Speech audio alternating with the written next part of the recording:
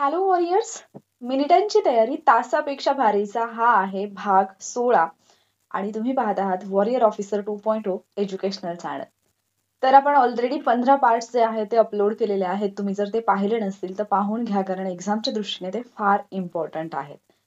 आजचा जो भाग आपण घेतोय आणि त्याच्यामध्ये जो आपण क्वेश्चन घेतोय तो जॉग्रफीशी तर रिलेटेड आहेच, पण त्यासोबत करंट अफेअर्सशी सुद्धा रिलेटेड आहे. आणि ज्या वेळेला काही घडामोडी या तुम्ही चालू घडामोडींमध्ये अभ्यासता प्लस त्या तुमच्या सब्जेक्टशी रिलेटेड जर असतील तर त्याच्यावरती प्रश्न हा 100% बनतो. आणि म्हणूनच आजचा जो काही पार्ट आहे तो तर कम्प्लीट पहा, पण होमवर्कचा आन्सर सुद्धा तुम्ही व्यवस्थित द्यायचा.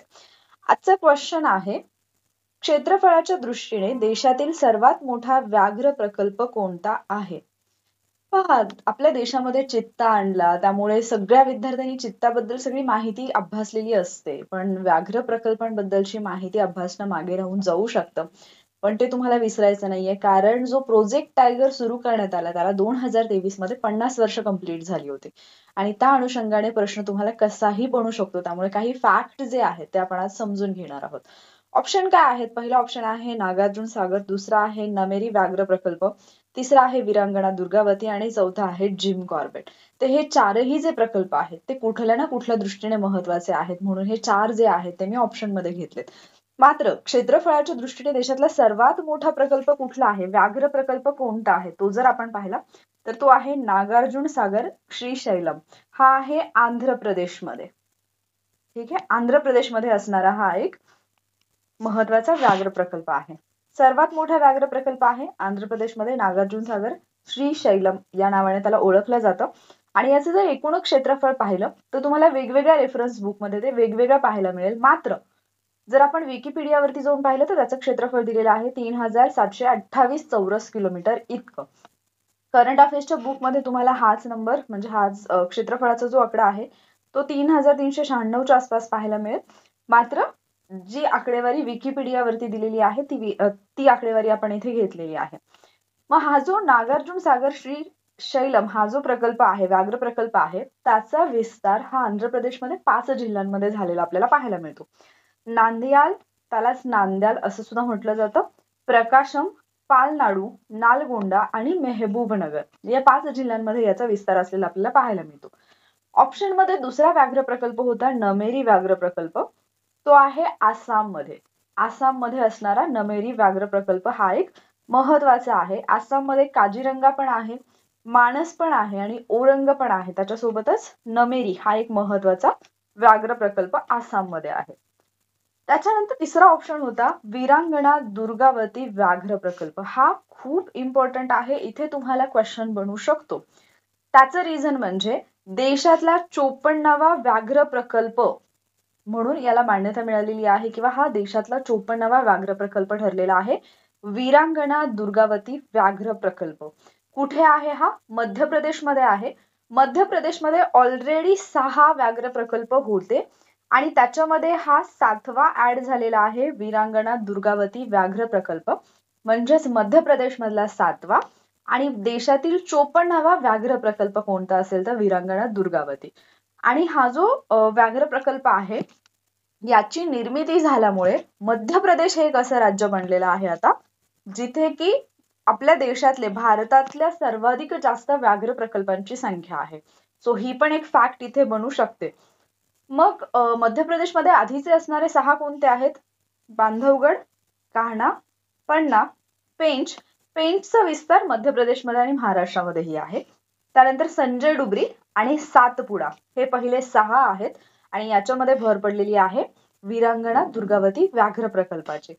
तर नौरादेही अभयारण्यामध्ये सागर, दमोह आणि नरसिंहपूर या जिल्ह्यामध्ये आपल्याला वीरांगणा दुर्गावती व्याघ्र प्रकल्पाचा जो विस्तार आहे तो पाहायला मिळतो. याचं जर आपण कोर क्षेत्र पाहिलं तर ते 1414 चौरस किलोमीटर आहे आणि बफर क्षेत्र जे आहे ते 925.12 चौरस किलोमीटर इतकं असलेलं पाहायला मिळतं. मध्य प्रदेशमध्ये देशातले सर्वाधिक व्याघ्र प्रकल्प आहेत आणि मध्य प्रदेशचीच ओळख टायगर स्टेट अशी आहे. इथे सुद्धा एखादा प्रश्न बनू शकतो. मध्य प्रदेशला टायगर स्टेट, वाघांचं राज्य म्हणून सुद्धा ओळखलं जातं. तर आता ज्या गोष्टीमुळे हा प्रश्न येऊ शकतो ती घटना म्हणजे प्रोजेक्ट टायगर. प्रोजेक्ट टायगरचा जर आपण विचार केला तर 1 एप्रिल 1973ला केंद्र सरकार आणि त्यावेळच्या पंतप्रधान इंदिरा गांधी यांनी WWFच्या सहकार्याने प्रोजेक्ट टायगर जो आहे तो सुरू केलेला होता.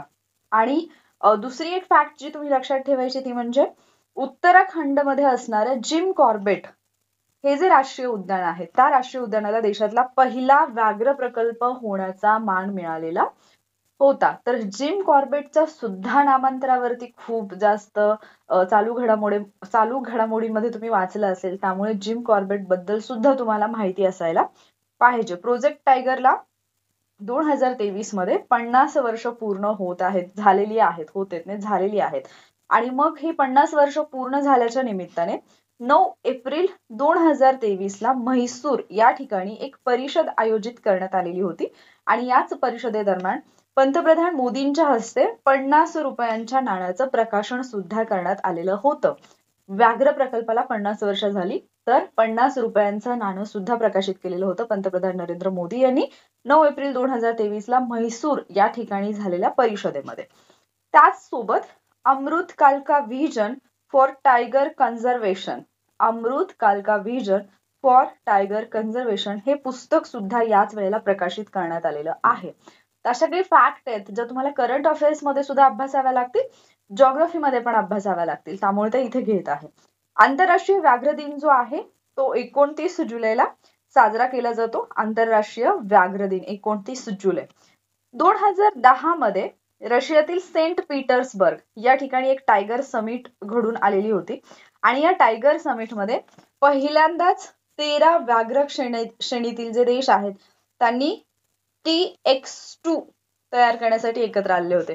TX2 म्हणजे काय होतं तर 2022 पर्यंत जंगलातल्या वाघांची संख्या जी आहे ती दुप्पट करण्याचं उद्दिष्ट ठेवण्यात आलेलं होतं. मग आता व्याघ्रगणना जी झालेली आहे त्याची संख्या, मग भारतामध्ये किती वाघ आहेत, वाघांची संख्या वाढली तर ती किती टक्क्यांनी वाढली, पहिली 5 राज्य कोणती, या गोष्टी अभ्यासणं तुम्ही आवश्यक आहे. व्याघ्रगणना किती वर्षांनी होते या सगळ्या गोष्टी अभ्यासणं इथे अपेक्षित आहे.